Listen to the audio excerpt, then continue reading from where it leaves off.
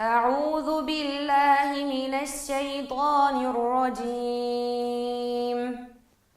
بسم الله الرحمن الرحيم. يسبح لله ما في السماوات وما في الأرض الملك القدوس العزيز الحكيم. هو الذي بعث في الأميين رسولا منهم يتلو عليهم آياته ويزكيهم ويعلمهم الكتاب والحكمة وإن كانوا من قبل لفي ضلال مبين. وآخرين منهم لما يلحقوا بهم وهو العزيز الحكيم. ذلك فضل الله يؤتيه من يشاء والله ذو الفضل العظيم.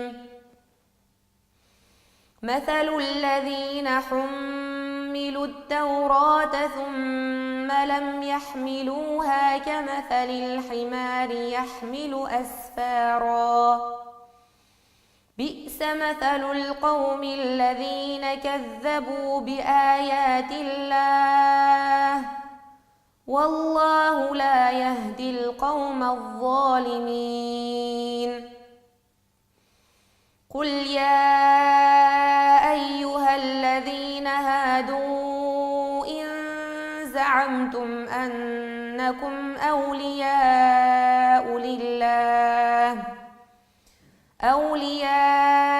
لله من دون الناس فتمنوا الموت إن كنتم صادقين ولا يتمنونه أبدا بما قدمت أيديهم والله عليم بالظالمين.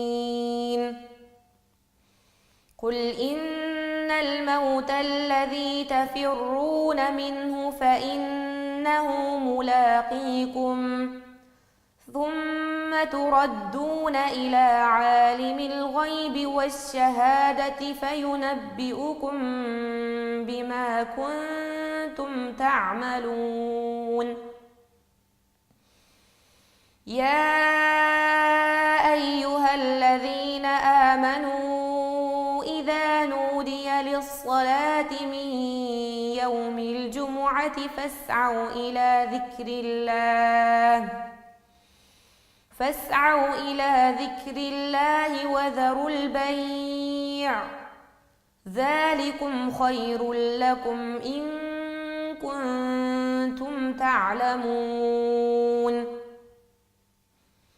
فإذا قضيت الصلاة فانتشروا في الأرض وابتغوا من فضل الله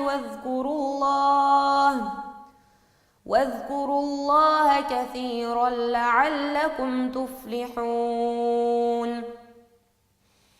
وإذا رأوا تجارة أو لهوا انفضوا إليها وتركوك قائما قل ما عند الله خير من اللهو ومن التجارة والله خير الرازقين.